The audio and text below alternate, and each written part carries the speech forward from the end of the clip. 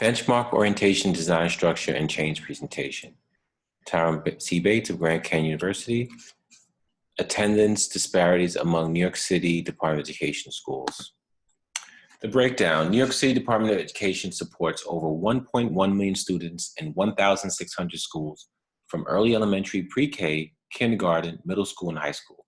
The New York City Department of Education also supports students up to the age of 21. For this project, we're focusing on disparities in attendance between elementary, middle, and high school only.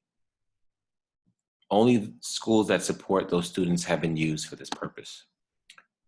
Objectives are to show attendance disparities during COVID, remote learning, elementary, middle school.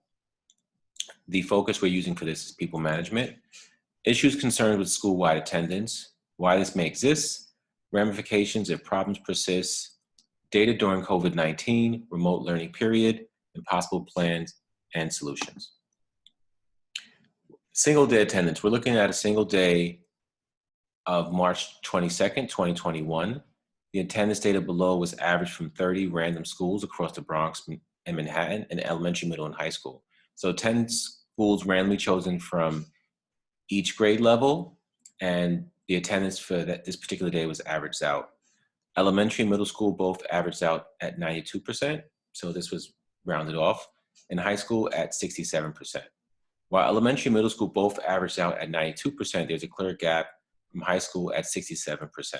The New York City Department of Education standard for school attendance is 94%. The course of the pandemic. From the onset of remote learning during the pandemic, attendance across the city dropped dramatically.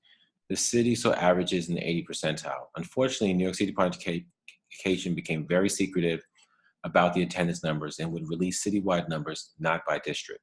A year later, we're still seeing high schools with attendance well below 94% mark, below some of the lower attendance rates from high schools across the city. So the purpose of this was to show that this is not an isolated problem. Again, with 1.1 million students spread across the 5 boroughs, every borough is facing similar challenges. So you can see some similarities within each borough. Also, you'll see schools with averages in the 80th percentile, some in the 70, and then some of the low numbers. For example, in Queens, you have a school that averaged a 30% for attendance in a single day. The Bronx had a school with a 34%. Staten Island also had a school in the 30th percentile. And then you see other numbers in the 40s and the 50s as well.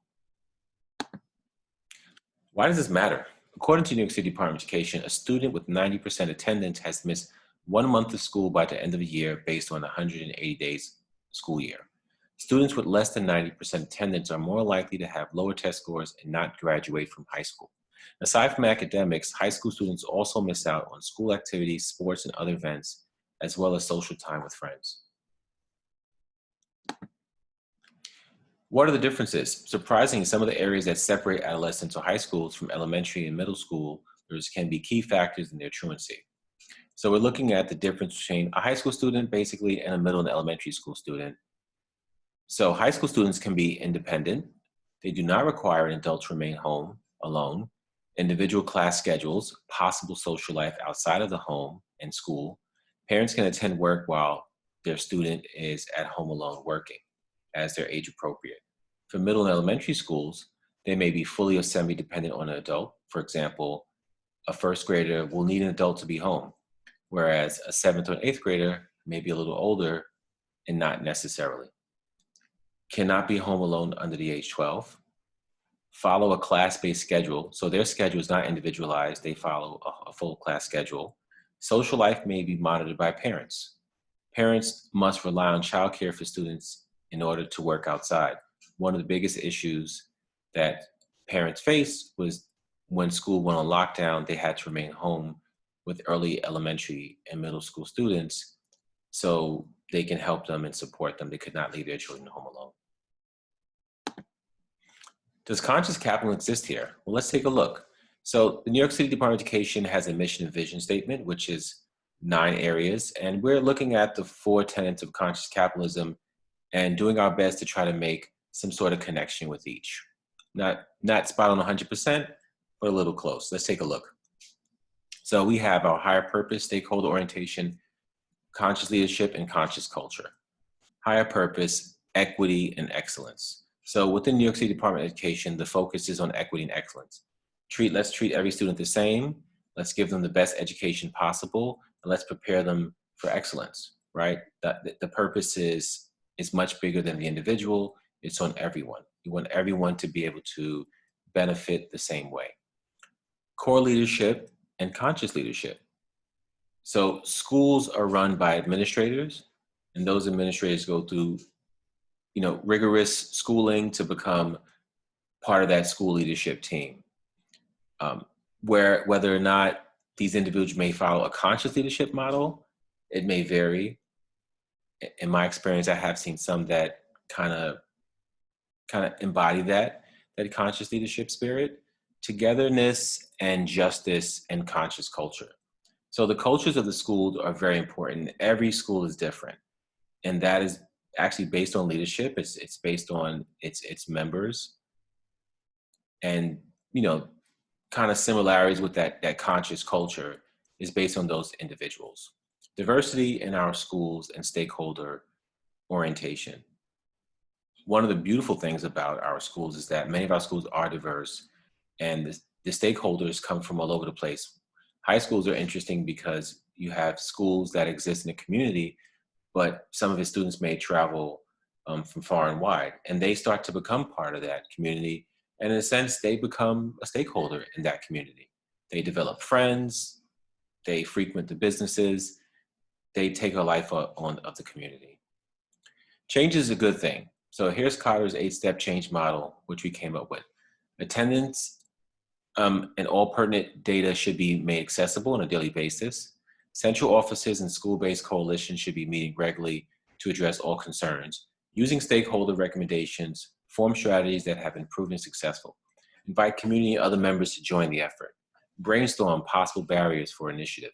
Problem resolution list. So what is that exactly? Well, what are some problems we foresee happening, and how could we address them? What are the resolutions for those foreseeable problems? Create a reward system for all involved. This is a joint effort. Set a plan and create accountability.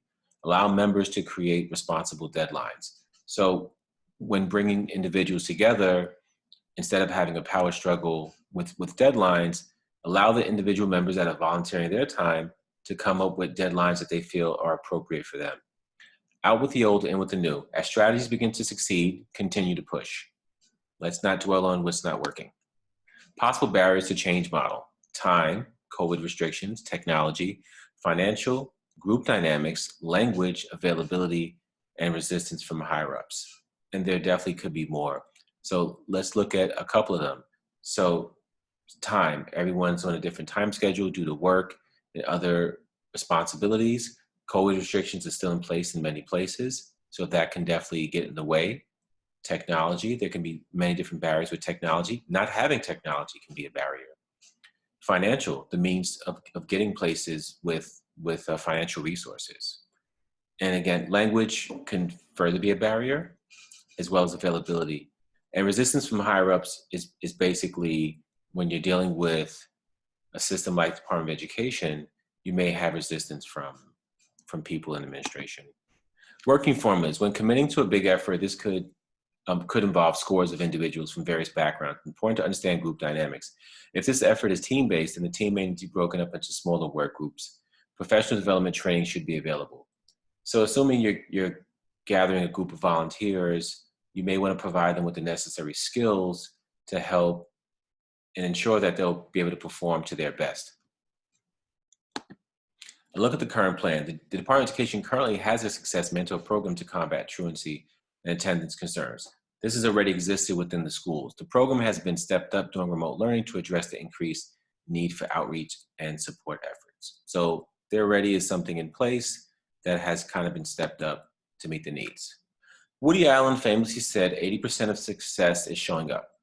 You ask a high school student that, and they may use that adage to dismiss any truancy. Maybe the standards are too high, maybe there are too many days of school and just too many rules. Be present in the moment and remember each day is an opportunity to create new moments. Thank you.